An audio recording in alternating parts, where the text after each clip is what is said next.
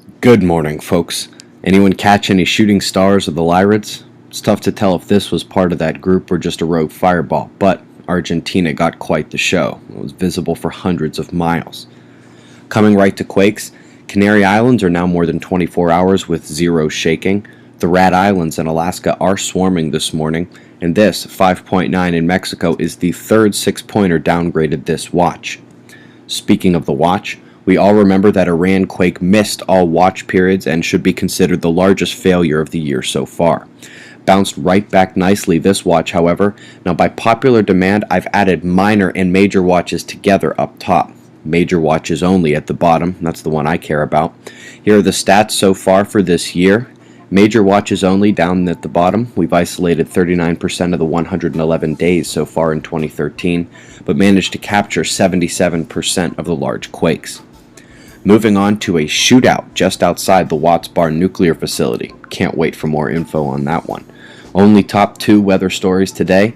This low creeping out of the Mediterranean is doing so fully energized, and all these areas here are under severe lightning watch.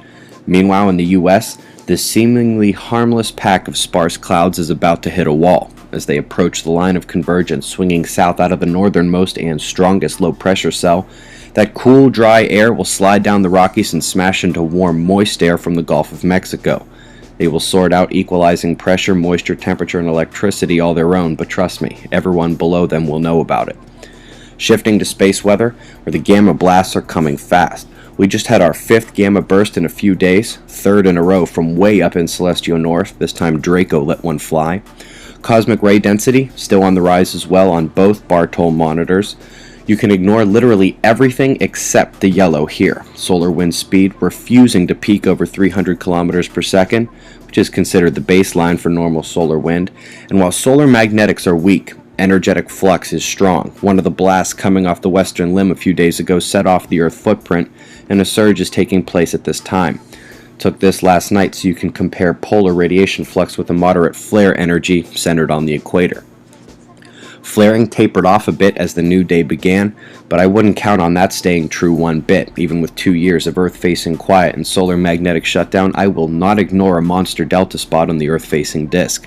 Remember, we don't want to see the big one, but moderate flaring is absolutely needed at solar maximum, and this is a great candidate to give them.